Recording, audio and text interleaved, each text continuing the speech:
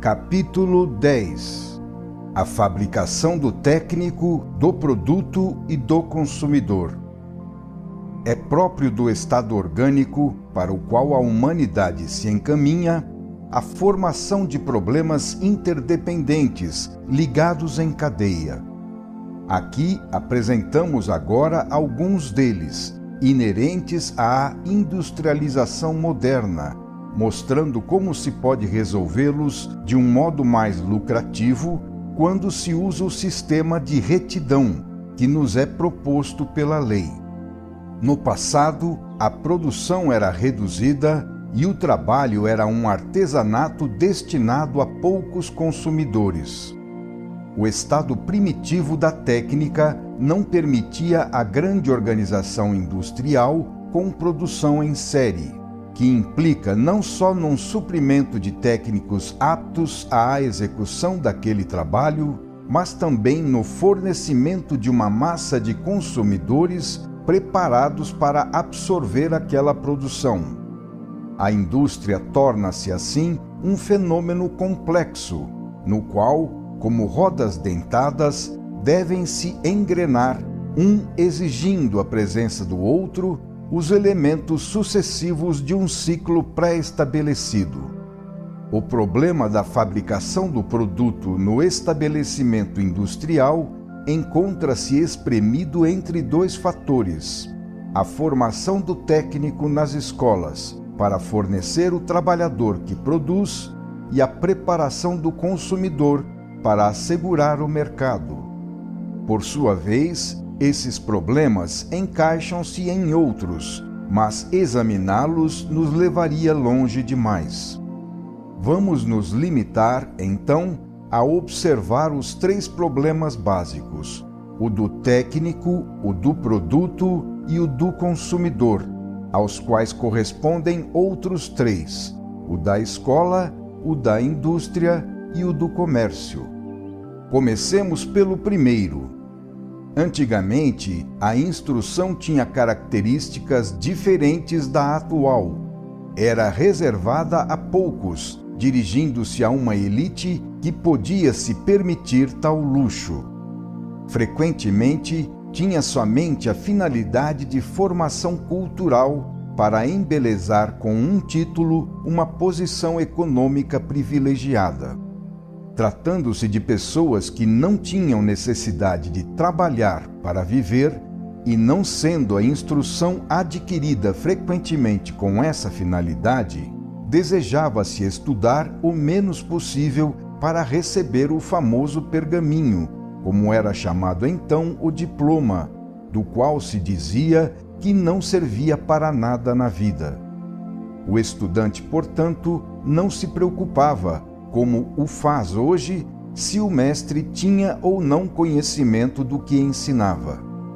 Hoje, a instrução é sobretudo técnica, destinada não para ensinar a dissertar como um intelectual, mas sim para adquirir um conhecimento que deverá depois ser aplicado em uma posição de ganho e responsabilidade. Como se vê, pelas condições alteradas, o problema do ensino hoje é apresentado de maneira diversa. Ele não é mais do tipo acadêmico como era antes, mas sim prático, positivo e realizador. Não constitui mais o monopólio de uns poucos eleitos, bradando em nome de sua sapiência às massas ignorantes, estupefatas ao ouvi-los. Estas se fizeram mais cultas e inteligentes, mobilizando-se como um imenso material humano que, antes abandonado a si mesmo, tornou-se agora produtivo com o adestramento mental, sendo, portanto, de seu próprio interesse aprender. E o indivíduo vai à escola para isto, motivo pelo qual ele quer uma escola bem feita para aprender, porque sabe que disso dependem seus futuros ganhos e posição social.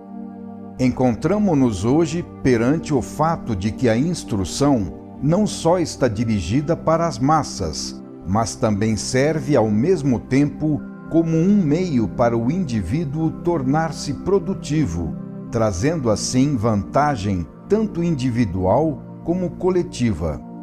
Isto se deve ao desenvolvimento técnico, efeito do progresso científico.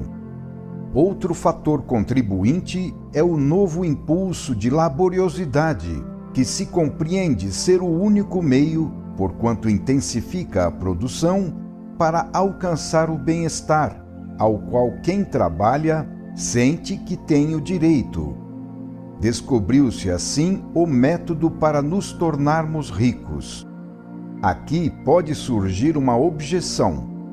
Sem dúvida, assim se eleva o nível de vida, mas consistirá nisso a finalidade da instrução ou será ela a formação espiritual? Com o método de mecanização da instrução, não estaria se arriscando a atentar contra a integridade da personalidade humana, construindo um robô tecnicamente perfeito no exercício de suas funções, mas desprovido da orientação ainda necessária em outros campos? Não estaria se arriscando a diminuir a dignidade do homem quando o tornamos apenas um técnico especializado para ser colocado na máquina da produção industrial como uma peça feita sob medida? Pode-se responder que esse tipo de instrução é útil para o mecanismo da produção e, portanto, como esta é a base do bem-estar, deve ser aceito. Tal aceitação é válida, mas sem maiores pretensões, admitindo-se que aquele sistema só se aplica no seu respectivo setor e que, portanto, deve ser completado no que diz respeito à formação da personalidade. Com aquele sistema, não se pretende construir todo o homem, mas somente o técnico perito em seu setor para executar seu trabalho. Espera-se que ele se complete e a industrialização, ao invés de impedi-lo, tende sempre mais a permiti-lo, como nos indicam a Semana Inglesa, o trabalho cada vez mais executado pela máquina, os meios técnicos de difusão do saber, etc.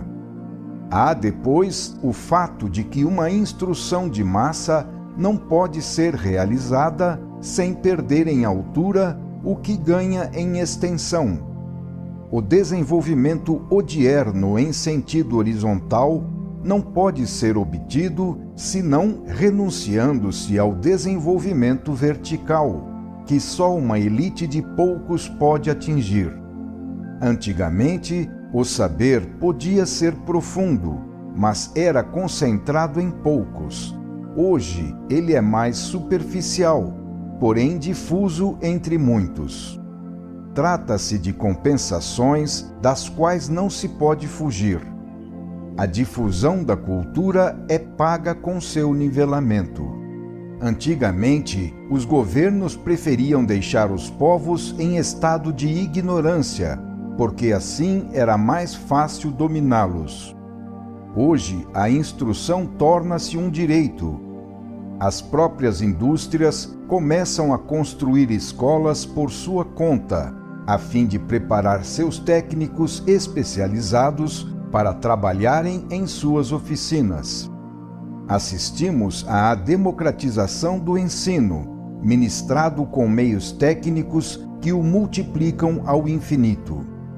As máquinas de ensino representam uma revolução nos métodos didáticos.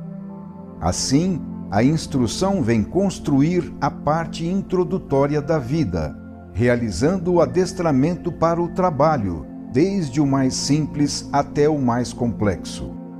O período escolástico, então, torna-se a primeira fase do trabalho do homem, como preparação para outro, que virá depois na fábrica. A instrução torna-se a fase de construção do técnico e encaixa-se na engrenagem da organização industrial.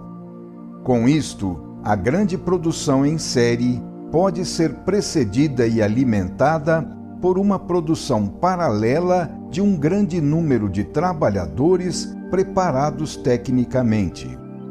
A escola começa a fazer parte, portanto, do moderno tecnicismo. Assim, a instrução se liga à produção como uma sua fase preparatória, e a indústria, porque é condicionada pela instrução, faz dela um problema seu. É certo que tudo isso é coerente perante o fim que se propõe à sociedade. Mas para onde nos poderá levar a lógica do aproveitamento racional em busca de rendimento econômico? Que perigos pode esconder essa industrialização da vida? O método da linha de montagem para produzir tantas unidades por hora adapta-se à estrutura espiritual do homem ou pode ser um suicídio para ele? A finalidade de grande parte da instrução tende hoje a ser não a formação do indivíduo maduro e completo, mas sim um investimento de capital. Calcula-se quanto custa a instrução em relação ao rendimento que depois se pode obter do indivíduo em que ela foi aplicada. O problema não é mais a construção espiritual do homem, mas sim o bem-estar. Chegando-se à abundância, que outros problemas poderão surgir? Compreendido o problema da formação do técnico que produz, observemos o problema conexo da fabricação do produto. Quais são, nas organizações industriais, as relações entre dirigentes e operários? Na realidade, trata-se da divisão de um mesmo trabalho com funções complementares, uma necessária à outra. Ora, cada atrito que houver é prejudicial a todos, de modo que o método da colaboração representa aquele de maior rendimento. É aí que se vê a lógica da aplicação do princípio de retidão da lei, em obediência aos princípios utilitários segundo os quais funciona a vida. Neste campo, podemos ver como a evolução muda a forma das relações sociais. Antigamente, o rendimento do trabalho, em vez de resultar na produção, era anulado pela fadiga da luta. À custa de uma menor produção, era necessário pagar o dispêndio de energia utilizada para manter em pé a atividade contraproducente da luta, equivalente ao fator que na mecânica chama-se de atrito, o qual funciona como resistência absorvendo energia. Os dois elementos da relação trabalhista eram o patrão e o servo. O primeiro dizia ao segundo, abre aspas, eu sou o patrão porque venci. Por isso deves me obedecer. A lei, a verdade e a justiça são definidas pelo que eu quero, como me agrada e como me serve. Fecha aspas. O servo, de sua parte, reagia com a resistência passiva, negando-se ao trabalho, que ficava então reduzido a um rendimento mínimo. Grande parte da fadiga era desperdiçada com esses atritos. O novo método para o qual a vida avança consiste em ter compreendido a utilidade que há para ambas as partes em evitar essa dispersão. Os dois elementos da relação de trabalho avizinham-se para usufruir das vantagens que advêm da compreensão recíproca. O primeiro diz ao segundo, abre aspas, nós fazemos parte do mesmo organismo, portanto é nosso interesse colaborar, eliminando a fadiga louca e estúpida da luta, que não é útil para ninguém. Procuremos ser mais inteligentes, evitando-a. Eu, na função de comando, faço uma parte do trabalho, a qual tu não sabes fazer. Tu, na função de obediência, fazes a outra parte do meu trabalho, a qual eu não posso fazer. Temos necessidade um do outro, portanto, convém a ambos a colaboração. Fecha aspas. O método de patrão e servo é uma concepção infantil que ainda sobrevive nos países subdesenvolvidos. Mas a evolução leva fatalmente ao outro sistema, que passa a ser praticado tão logo a inteligência se desenvolve o suficiente para chegar a compreender sua utilidade. Não é um problema de bondade ou amor, mas sim de produtividade do próprio esforço de trabalho. Não se trata de pregar ideais, mas sim de gozar uma vantagem e eliminar um prejuízo. Pode-se calcular a perda de rendimento a que leva o litígio.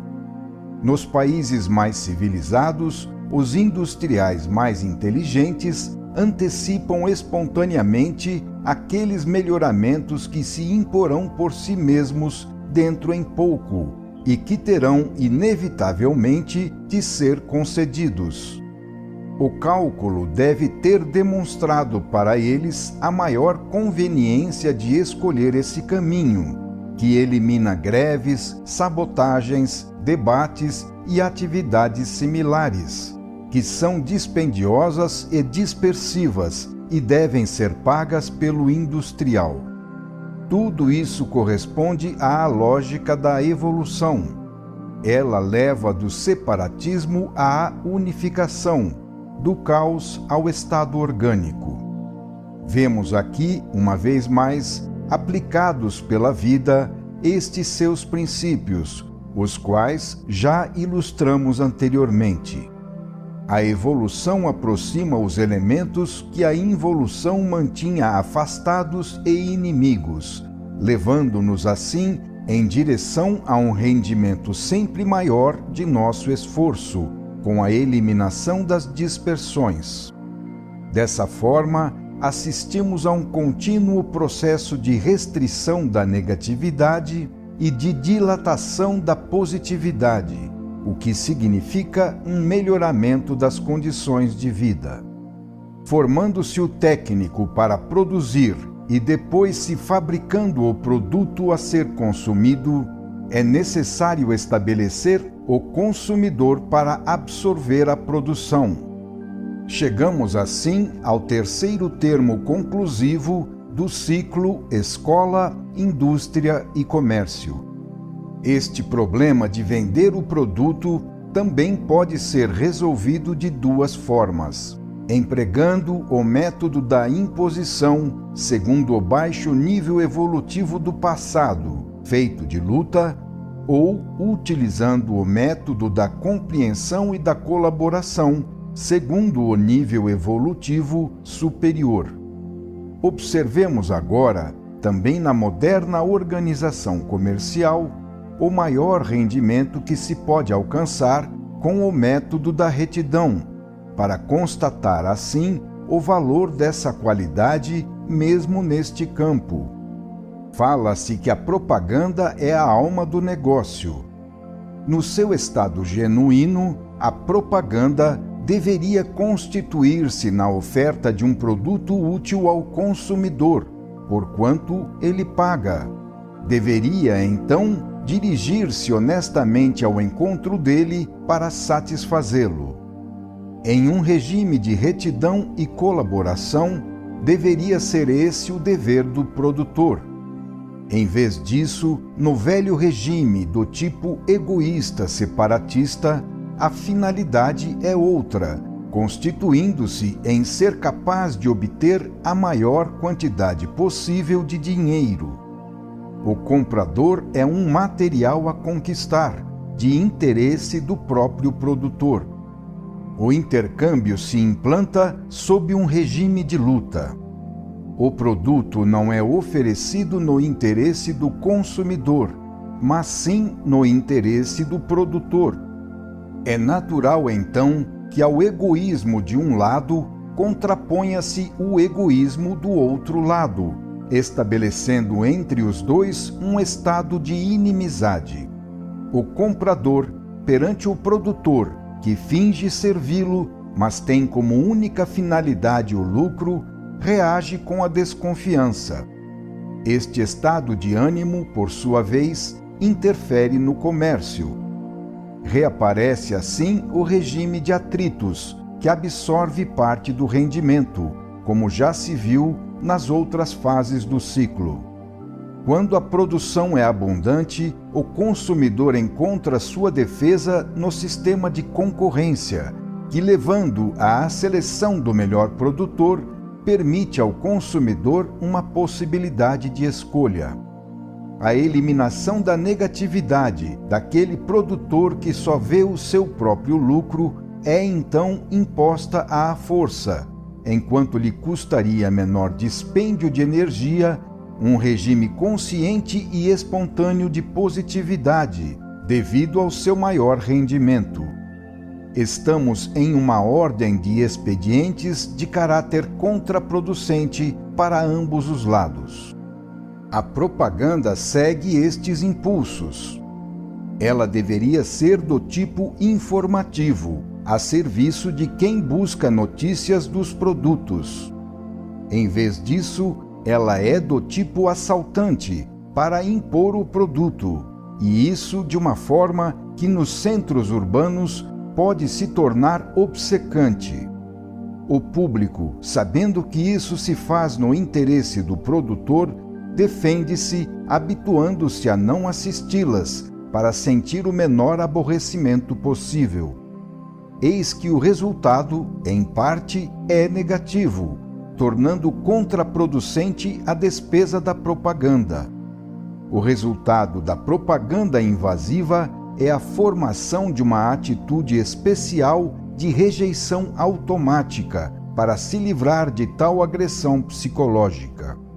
Contra as tentativas de forçar uma ideia a penetrar por sugestão no organismo mental, surge neste uma reação similar à formação de anticorpos com função defensiva.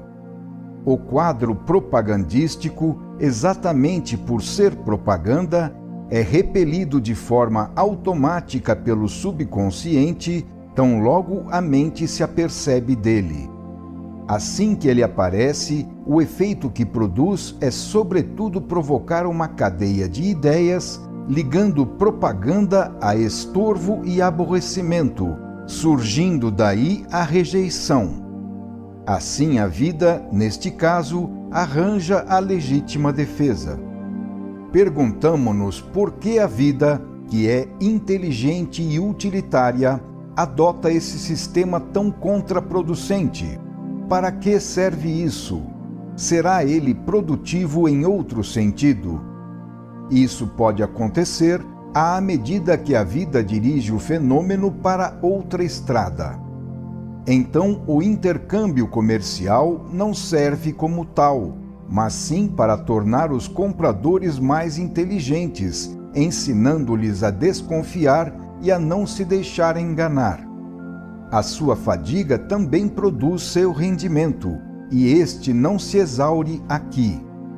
De fato, o comprador, tornando-se mais inteligente, pode, com a recusa da mercadoria, obrigar o produtor a passar ao método da honestidade, o que constitui progresso e vantagem para todos.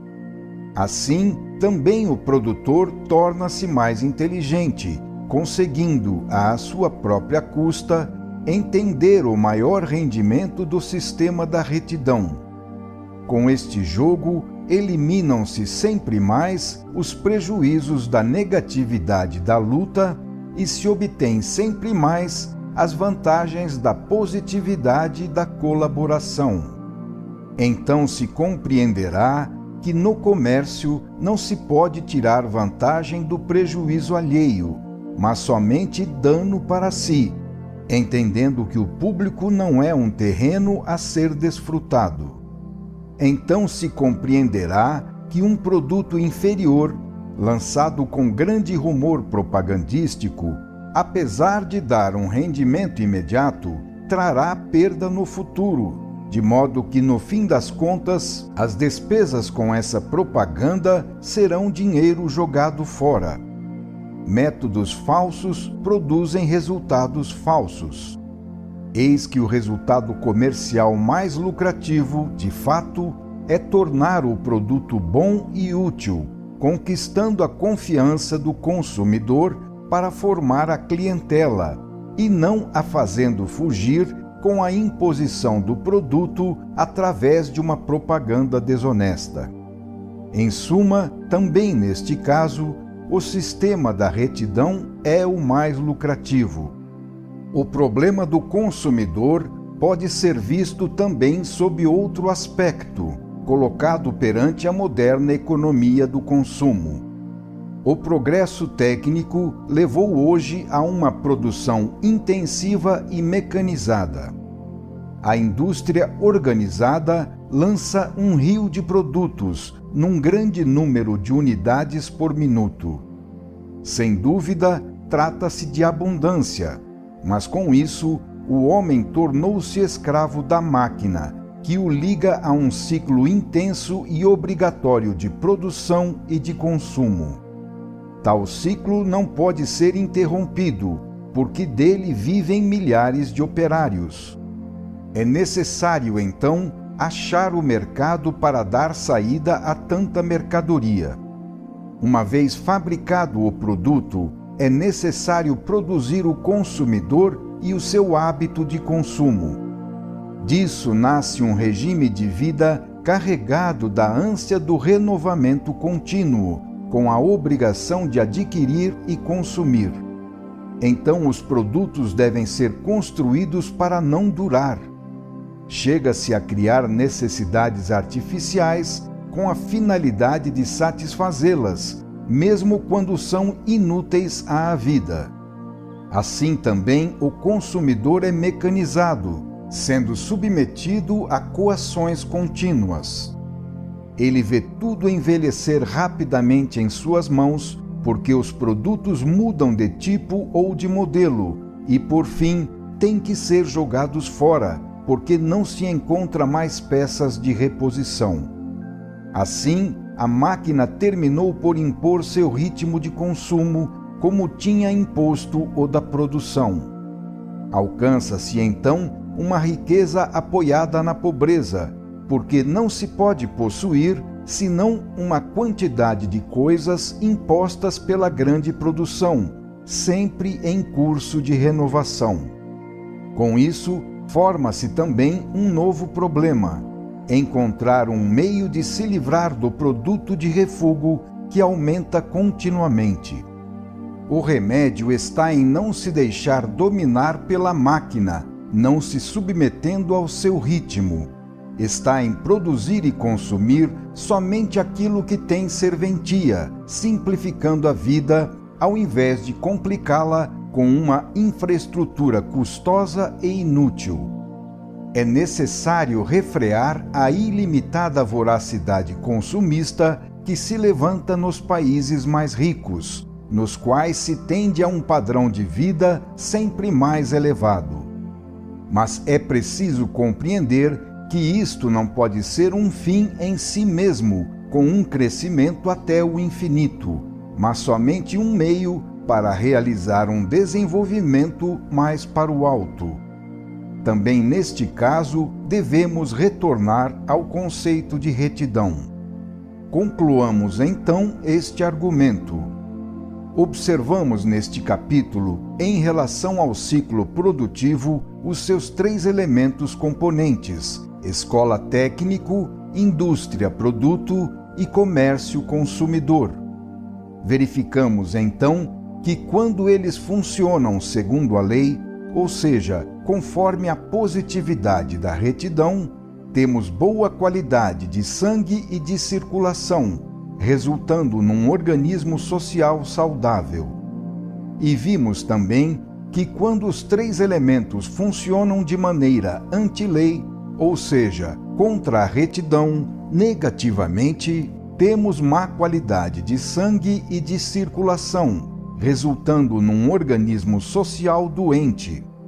Neste segundo caso, isso acontece quando, primeiro, o trabalhador não trabalha; segundo, o produto é mal feito; terceiro, o consumidor não paga.